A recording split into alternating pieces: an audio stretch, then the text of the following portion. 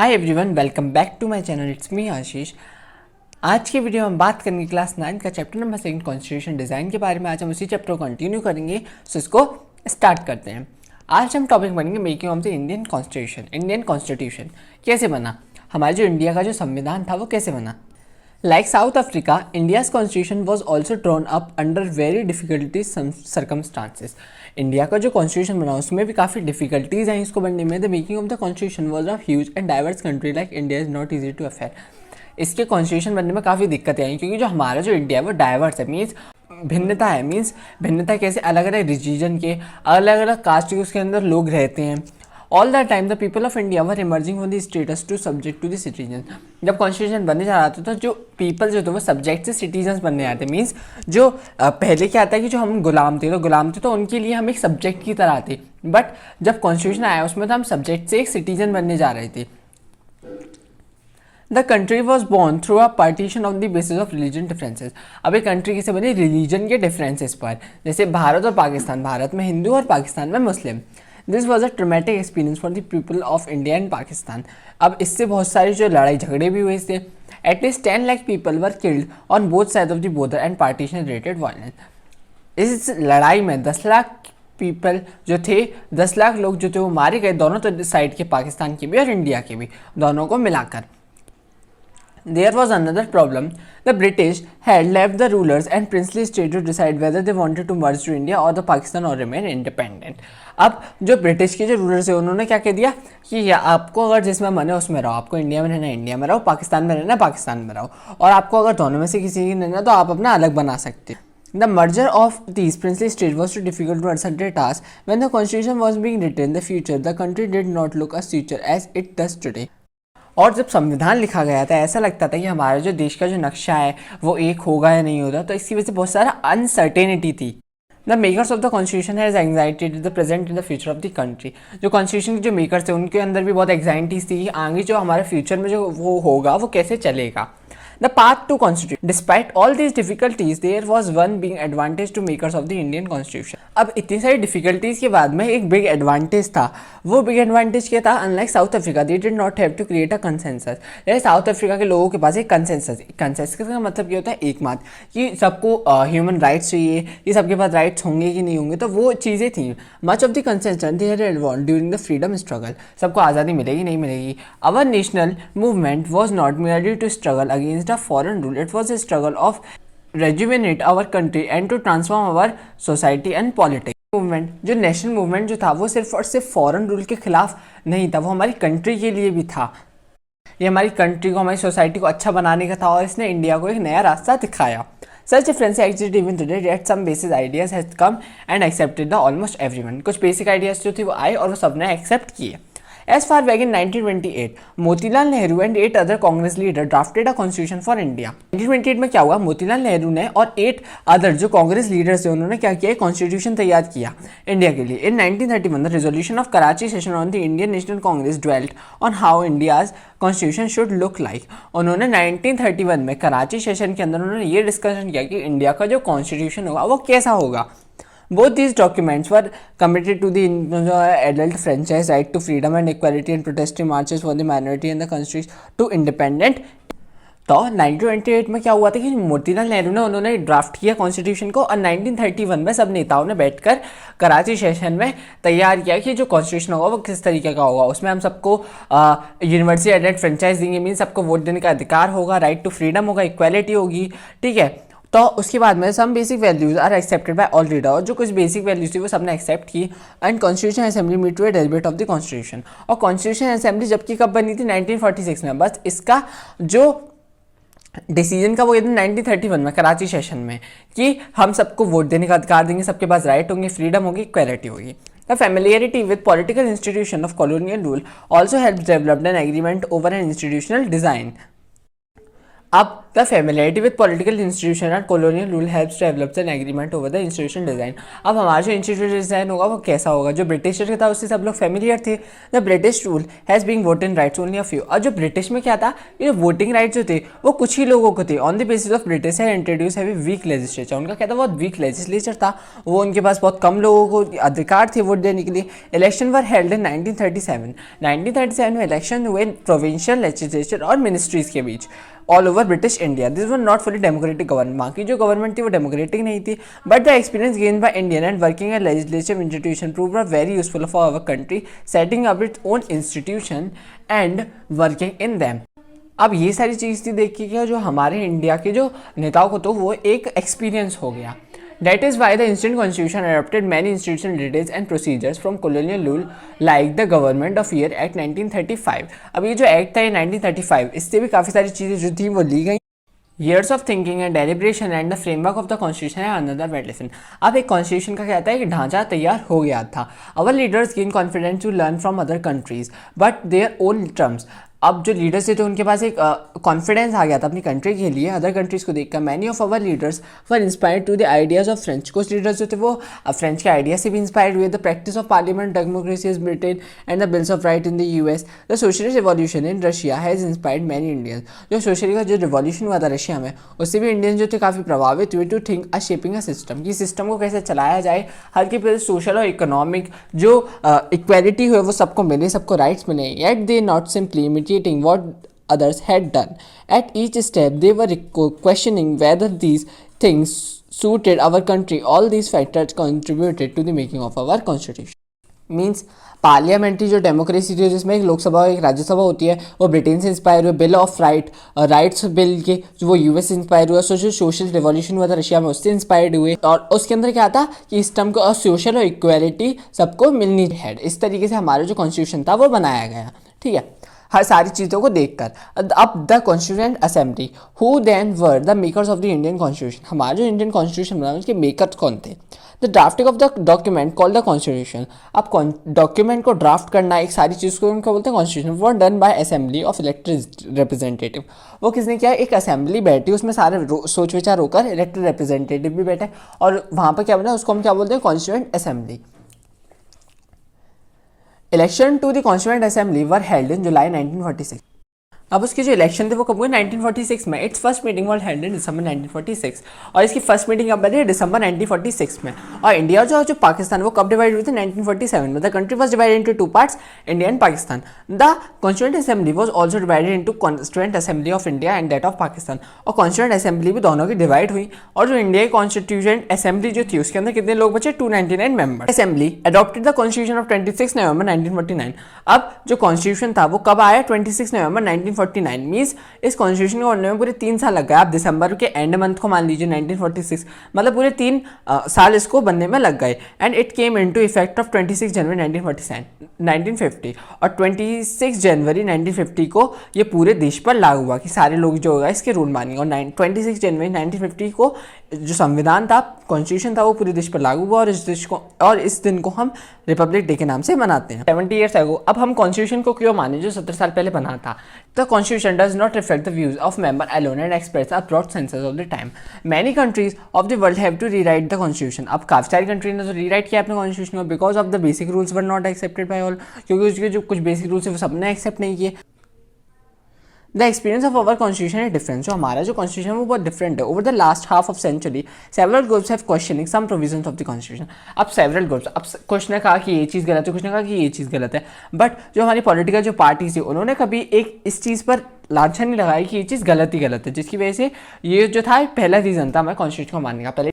अब पहला रीजन क्या था कॉन्स्टिट्यूशन को एक्सेप्ट करने का? कि ये जो है वो हम ही लोगों ने मिलकर बनाया है। The second reason for accepting the constitution it's that the constituent assembly represented the people of India. There was no universal हेडेड franchise at that time at so constituent assembly could not have been chosen directly by all the people of India. Second reason क्या आता है? जो constitution जो वो हम people ने सबने मिलकर बनाया है। इसमें जो कॉन्स्टिट्यूएंट असेंबली थी वो डायरेक्टली चूज नहीं की थी, बट इसमें जो इलेक्टेड जो मेंबर्स थे 46 में जो इलेक्शन हुआ था ना उसी ने प्रोविंशियल असेंबली को इसमें चुने थे। तो ये बहुत फेयर था उसके लिए। और the assembly was dominated by Indian national Congress. और ये असेंबली किसी थी? इंडियन नेशनल कांग्रेस से डोमिनेटेड थी, जिसने जो फ्रीडम का जो क्या कहते हैं, ये असेंबली किसी डोमिनेटेड थी? और इस पार्टी ने क्या किया था, जो इंडिया का जो फ्रीडम स्ट्रगल था उसमें बहुत बड़ा इंपॉर्टेंट रोल प्ले किया था। The assembly has many members but did not agree with the Congress. अब इस असेंबली में काफ़ी सारे मेंबर्स जो कांग्रेस से भी वो नहीं थे, एग्री नहीं थे in social terms to the assembly represent. अब इस असेंबली में काफ़ी सारे डिफरेंट लोग थे, जैसे डिफरेंट लैंग्वेजेस के, डिफरेंट कास्ट के, डिफरेंट क्लास के, अनटचेबल्स भी थे, ठीक है। Even if the constituent assembly was elected by universal एडेड फ्रेंचाइज, अगर ये कॉन्स्टिट्यूंट असेंबली यूनिवर्सिटी एडेड फ्रेंचाइज से भी प्रेसिडेंट क्या आता है, कोई डिफरेंट नहीं आता, सेम ही होता। Finally the manner the constituent sensitivity to the constitution, इस तरीके से जो कॉन्स्टिट्यूंट असेंबली है उसने वर्क किया वो हमारे संविधान को कहती है पवित्रता देती है। सेंसिटिविटी का मतलब क्या होता है, पवित्रता। The constituent assembly worked in the systematic open and constitutional manner. Assembly जो है उसने एक सिस्टमैटिक और एक ओपन तरीके से एक अच्छा काम किया। First some basic principles were decided to agreed upon, कुछ बेसिक प्रिंसिपल्स जो डिसाइड हुए जिसको सबको मानना पड़ेगा और सब उसके एग्री भी हुए। Then a drafting community chairman by doctor B M Rao Ambedkar prepared a draft constitution for discussion. Several rounds of through constitution law plays a draft constitution clause by clause। सारी डिबेट्स हुई, सब कुछ हुआ, और जिसको चेयरमैन कौन करती थी, इसको ड्राफ्ट कौन करती थी, डॉक्टर भीमराव अम्बेडकर। उनके भी सारे डिस्कशन पर हुए, सारी चीज़ एक क्लॉज बाय क्लॉज हर चीज़ को पढ़ा गया। More than 2000 amendments were considered, the members deliberated by 114 days prepared over 3 years। Member जो थे उन्होंने मीटिंग करी 114 दिन पहले। Every documents presented and every word spoken in the recorded and preserved. अब जो सारा जो इसमें एक वर्ड था उसके ऊपर डिबेट होती थी और सारा जो था वो एक रिकॉर्डेड और प्रिजर्व्ड है। मींस अगर आपको अब भी कोई भी चीज़ समझ में नहीं आती तो आप उसको देख सकते हैं। This were called constituent assembly debates. When printed this debates are 12 बल्कि वॉल्यूम्स। इन डिबेट्स की कितनी 12 बल्कि वॉल्यूम्स हैं इनकी। This debates provide are rationale behind every provision to the constitution that are used to interpret the meaning of the constitution. चीज़ जो बोली गई थी वो इन 4 जो 12 की 12 जो वॉल्यूम्स हैं इनमें लिखा हुआ है। जैसे आज भी हमको कोई कॉन्स्टिट्यूशन की चीज़ समझ नहीं आती है तो हम उसको खोल कर देख सकते हैं कॉन्स्टिट्यूशन क्या है। और guiding values of the Indian constitution means constitution में क्या लिखा है, उस वो कॉन्स्टिट्यूशन जो है वो हमारा क्या कहता है। In this book we shall study the extract of provision of that constitution at different subjects. At this stage we will begin to understand the overall philosophy. इसमें हम क्या पढ़ेंगे, कॉन्स्टिट्यूशन के अंदर क्या क्या सारी बातें हैं हम उस चीज़ के बारे में हम इसमें पढ़ेंगे। We can do this in 2 ways। We can understand the reading and views of some major leaders. इसको हम एक तरीके से ऐसे पढ़ सकते हैं, ऐसे जो मेजर लीडर्स के जो आपके बगल में जो डायग्राम्स दिए हुए हैं, जैसे बलदेव सिंह का, एस.सी. मुखर्जी का, जयपाल सिंह का, इनको आप पढ़ सकते हैं जो हमारे मेजर लीडर्स थे जिन्होंने कॉन्स्टिट्यूशन में कहीं ना कहीं हेल्प की थी। But it is equally important to read what the constitution से।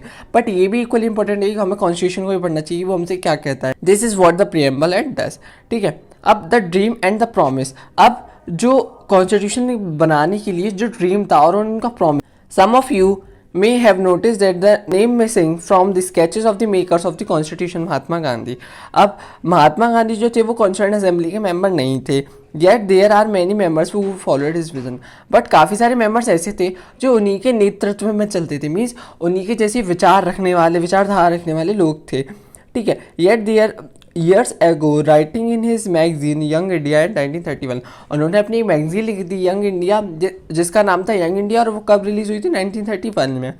He had spelled out he wanted the constitution। अब गांधी जी ने एक बात कही थी कि जो आपके ऊपर डायग्राम दिया हुआ है जहाँ पर गांधी जी का बैक से दिखाया गया है, इसमें उन्होंने कहा था कि अगर हाई क्लास और लो क्लास में उनके बीच में अगर वो एक दूसरे आवाज़ नहीं उठा पाएंगे, उनके बीच में अनटचेबिलिटी का डिफरेंस रहेगा, उनके बीच में छोटे बड़े का डिफरेंस रहेगा, तो हमारा जो देश है उस पर जो कॉन्स्टिट्यूशन होगा वो अच्छे से लागू नहीं हो पाएगा। जो वुमेन और जो मैन होंगे वो अच्छे से इससे सेटिफाई नहीं होंगे, क्योंकि वुमेन्स के पास कम राइट होंगे, कहीं ना कहीं मैन के पास ज़्यादा होंगे। तो कहीं ना कहीं इससे क्या होगा कि देश में अशांति रहेगी, लोग अपने राइट्स को अच्छे से एंजॉय नहीं कर पाएंगे। तो उन्होंने ये कहा था कि सबके बीच में इक्वल होना चाहिए, ऑल जो हैं सारे के सारे लोग जो हैं इससे सेटिस्फाई होने चाहिए। The dream of an India that has eliminated inequality. उनका ड्रीम क्या था कि इंडिया से इनइक्वालिटी को हटाना, मीन्स सबकी नज़रों में वो इक्वल हो। Doctor Bhimrao played a key role in the making of constitution. Doctor Bhimrao Ambedkar जो थे चेयरमैन थे वो ड्राफ्टिंग कम्युनिटी का उनका, और वो लॉ मिनिस्टर थे पोस्ट इंडिपेंडेंट इंडिया के, वो फाउंडर थे रिपब्लिक पार्टी ऑफ इंडिया, और वो भी इनइक्वालिटी को हटाना चाहते थे। ही often bitterly criticised Mahatma Gandhi, और वो महात्मा जी को पसंद नहीं करते थे, उनके विजन को पसंद नहीं करते थे। In his concluded speech to the constitution assembly and he stated the anxiety were clearly. उन्होंने स्पीच में क्या कहा था ये आपके नीचे उसमें दिया हुआ है। तो 26 जनवरी 1950 को उन्होंने कहा कि हम जो है अब कॉन्ट्राडिक्शन में आ चुके हैं, मीन्स अभी तक हम जो गुलाम थे अब क्या है कि हम आज़ादी से निकल गए, कॉन्ट्राडिक्शन की स्टेज में आ चुके हैं। एक तरफ तो हम कहते हैं कि पॉलिटिक्स में इक्वालिटी दी, पर हमारे जो देश में वो सोशल एंड इकोनॉमिक इक्वालिटी भी नहीं है, ठीक है। और हमारी जो सोशल और जो इकोनॉमिक लाइफ है वो थोड़ी डिफरेंट है, और जिसकी वजह से जो है कॉन्ट्राडिक्शंस है। हमने पीपल को 1 पर्सन 1 वोट दे दिया, बस जब तक उसकी 1 वोट की वो 1 वैल्यू नहीं होगी, सब इक्वल नहीं होंगे, तब तक जो है हम अच्छे से अपनी पॉलिटिकल डेमोक्रेसी को नहीं मना पाएंगे। सो ये सब उन्होंने कहा। अब नेक्स्ट टॉपिक आता है आपका philosophy of the constitution. Valued and inspired the guided of freedom which turn in the nurtured by it formed by the foundation of Indian democracy. The values are embedded in the preamble of the Indian democracy. हमारे जो India का जो preamble है उसके अंदर क्या क्या values है हमारे कॉन्स्टिट्यूशन की, दे गाइड ऑल द आर्टिकल्स। वो हमें सारी चीज़ें बताता है, सारी चीज़ों के बारे में बताता है कि हमारा जो कॉन्स्टिट्यूशन है वो हमें कहाँ से लिया गया है। The constitution begin with a short statement on the basic values. जो हमारा कॉन्स्टिट्यूशन वो स्टार्ट किससे है, शॉर्ट स्टेटमेंट से, जिसके अंदर हमारी बेसिक वैल्यूज हैं, हमारे बेसिक राइट्स हैं। दिस कॉल्ड द प्रीएम्बल, जिसको हम क्या कहते हैं, प्रीएम्बल कहते हैं, प्रीएम्बल ऑफ कौन सा कॉन्स्टिट्यूशन। ठीक है, इंस्पिरेशन फॉर अमेरिकन मॉडल, वो किससे आया, अमेरिका को जो मॉडल जिसने अपना सबसे पहले प्रीएम्बल बनाया था उससे। जो आपके नीचे डायग्राम दिया हुआ है ना, ऊपर लिख रहा है वी द पीपल, वो अमेरिका का प्रीएम्बल है, उसके नीचे वाला है साउथ अफ्रीका का। Taking inspiration for American model, most country in the computer are choosing to begin the constitution with the preamble. ठीक है, नेक्स्ट पेज का आपका ये प्रीएम्बल दिया हुआ है, उसके ऊपर वाला पहले हम पढ़ लेते हैं। The preamble of the constitution reads like a poem on democracy. जो प्रीएम्बल वो एक पोएम की तरह है जिसके अंदर हमें सारी चीज़ें पता चलती हैं। It contains the philosophy on which the entire constitution has built. वो हमें बताता है कि जो पूरा एंटायर कॉन्स्टिट्यूशन है वो किस चीज़ पर बना हुआ है। It provide standard to examine and evaluate any law and action for government. इससे हमें पता चलता है कि गवर्नमेंट को किस चीज़ पे एक्शन लेना चाहिए, गवर्नमेंट हमें क्या क्या दे सकती है। ठीक है, ये सारी चीज़ें हैं इसके अंदर, वो अच्छा है बुरा है हमें सारी चीज़ें बताता है। तो फर्स्ट लाइन है इसकी, we the people of India. We the people of India का मतलब क्या है, ऊपर आपकी जो बॉक्सेस दी हुए ना येलो एंड ब्लैक, उसमें है the constitution has been drawn up the enacted by the people through the representative is not handed down by the king और द आउटसाइड पावर्स। जो हमारा जो कॉन्स्टिट्यूशन है वो हमने खुद ही बनाया है, वो कोई बाहर से आके हमारे कोई राजा महाराजा हम पर वो थोप कर नहीं गया है। वो कॉन्स्टिट्यूशन जो है हमने खुद ही बनाया है। Having solemnly resolve to constitute India into a sovereign people have supreme right to make decisions on internal matter as well as external matter. Peoples के बाद हमने डिसीजन मीन्स जो हमने जो अपना नेता चुना है वही हमारे लिए हमारे जो डिसीजन है वो ले सकता है। कोई बाहर का राजा आकर कोई किसी और कंट्री का आकर हमारे लिए कुछ नहीं कर सकता। नेक्स्ट क्या है आपका सोशलिस्ट। सोशलिस्ट का मतलब क्या होता है, wealth is generated socially and should be shared equally. जो हमारी वेल्थ है मीन्स जो हमारा पैसा है वो सोसाइटी इक्वली जनरेट करती है और सब में वो इक्वल तरीके से बंटना चाहिए। Government should regulate the ownership of land and industry to reduce social economic activity. Means government की जो फैक्ट्रीज है उनको रेगुलेट करना चाहिए जिससे समाज में असमानता ना फैले। नेक्स्ट है आपका secular. Citizens have complete freedom to follow any religion. Citizen के पास कंप्लीट फ्रीडम है कि वो कोई भी रिलीजन फॉलो करे, but there is no official religion. Government जो है हमारे लिए कोई ऑफिशियल रिलीजन जो है वो अप्लाई नहीं किया है। गवर्नमेंट जो है वो सारे रिलीजन को इक्वल मानती है और सबको इक्वल रिस्पेक्ट देती है। नेक्स्ट है आपका डेमोक्रेट। डेमोक्रेट तो आपसे जानती हैं, फॉर्म है गवर्नमेंट की जिसमें इक्वल पॉलिटिकल राइट्स है सब किसी बस सारी जो गवर्नमेंट है वो अकाउंटेबल है, सबके पास अपने बेसिक रूल्स हैं। नेक्स्ट है रिपब्लिक। रिपब्लिक का मतलब क्या होता है, head of the city elected person and not a hierarchy position. मतलब जो हमारा हेड है वो हमने खुद इलेक्ट किया है, कोई राजा महाराजा आकर उस पर नहीं बैठे। To secure to all its citizen, और हमें सारे सिटीजन को सिक्योर करेंगे से जस्टिस से। जस्टिस का मतलब क्या होता है, citizen can not be discriminate on the ground of caste. Citizen को उसके कास्ट पर उसको क्या कहते हैं डिस्क्रिमिनेट नहीं किया जाएगा, उसकी रिलीजन पर, उसके जेंडर पर। Social inequalities have to be reduce. Social जो इनइक्वालिटीज है वो रिड्यूस हो रही है। Government should work to welfare on all, और मीन्स गवर्नमेंट को वर्क करना चाहिए जो हमारे अच्छे काम है उन पर भी, और जो डिसएडवांटेज है मीन्स जो असमानता फैली हुई है कुछ आज भी जगह हैं उन पर, उस पर गवर्नमेंट को वर्क करना चाहिए। सोशल इकोनॉमिक एंड पॉलिटिकल पढ़ लिया हमने। Liberty of thought expression belief faith and worship. Liberty का मतलब क्या होता है कि आपके ऊपर कोई अनरीजनेबल रेस्ट्रिक्शन नहीं है। मीन्स आपके मन में जो है आप अपने थॉट्स को कैसे एक्सप्रेस करते हो आप वो कर सकते हो, आपके पास पूरी छूट है। आपको कोई अनरीजनेबल रेस्ट्रिक्शन नहीं है, मतलब फालतू की जो रेस्ट्रिक्शन लगा देते हैं वो नहीं है आपके ऊपर। Equality of status and the opportunity to promote among there. Equality mean सारी जो है वो इक्वल है, सारे ट्रेडिशन गवर्नमेंट की नज़रों में इक्वल हैं। ठीक है, सारे रिलीजन गवर्नमेंट की नज़रों में इक्वल है। The government should ensure equal opportunities to all, और गवर्नमेंट जो है वो इक्वल अपॉर्चुनिटी देती है सबको। Fraternity assuring the dignity of individual and the unity of indicated to the nation. Fraternity मतलब all of us should behave if we are members of same family. Fraternity का मतलब क्या होता है, भाईचारा, कि हम सब जो हैं, हम इंडिया एक फैमिली है, सब लोग जो हैं इसमें साथ मिलकर रहते हैं। Assuring the dignity of individual and unity of nation means हम सब मिलकर अपने देश के नेशन को दिखाते हैं। In our constituent assembly means constituent assembly जिसमें संविधान बनाया है 26 नवंबर 1949 को, इसको हम क्या करते हैं, अडॉप्ट करते हैं, इसको अपने लागू करते हैं और ये हमको देता है कॉन्स्टिट्यूशन। ये क्या आता है, एक प्रेएम्बल था हमारे कॉन्स्टिट्यूशन का। नेक्स्ट टॉपिक आपका कौन सा आता है, institutional design. A constitution is not merely the statement of values of the philosophy. Constitution जो है वो एक स्टेटमेंट नहीं है सिर्फ हमारे लिए। A constitution mainly about implement that values of institutional arrangement. हमें इंस्टीट्यूशनल अरेंजमेंट बताता है, जैसे लेजिस्लेचर, जुडिशरी, जो हमारा संविधान है, ये सारी हमें चीज़ें बताता है। Most of the document called constitution of India is about to this arrangement. ये बहुत है कि ये बहुत बड़ा और एक बहुत डिटेल्ड डॉक्यूमेंट है। Therefore its need to amended quite regularly to keep it updated. जिसकी वजह से इसे अपडेट करते रहना बहुत ज़रूरी। मीन्स वो तब का बन गया होता है, वो तब से वो आज तक सेम नहीं है। जैसे हमारे देश में चेंजेस आ रहे हैं वैसे भी उसमें भी चेंजेस आते हैं, जिसको हम क्या बोलते हैं, कॉन्स्टिट्यूशन अमेंडमेंट्स। मीन्स उसके अंदर हम चेंज कर सकते हैं जिससे हमारी सोसाइटी को ज़रूरत है उसके हिसाब से, ठीक है, उसको हम क्या बोलते हैं, constitution amendment. Like any constitution the Indian constitution lays to procedure the choosing person to govern the country. ये हमें ये भी बताता है कि हमारी कंट्री में किसके पास क्या डिसीजन लेने की पावर है। हर किसी को जो है अपनी लिमिट में रहकर काम करना चाहिए, गवर्नमेंट को भी, सिटीजन को भी, सब कोई हमारे जो राइट्स हैं उनको वायलेट नहीं कर सकता, ठीक है। ये हमें ये इतनी सारी जो चीज़ें हैं ये हमें बताता है। तो यही था आपका इंस्टीट्यूशनल डिज़ाइन। ये आपका चैप्टर यहीं पर ख़त्म होता है। So I hope you all like my explanation. अगर अच्छा लगा हो तो उसको लाइक कीजिए, शेयर कीजिए एंड सब्सक्राइब कीजिए। Watching my video.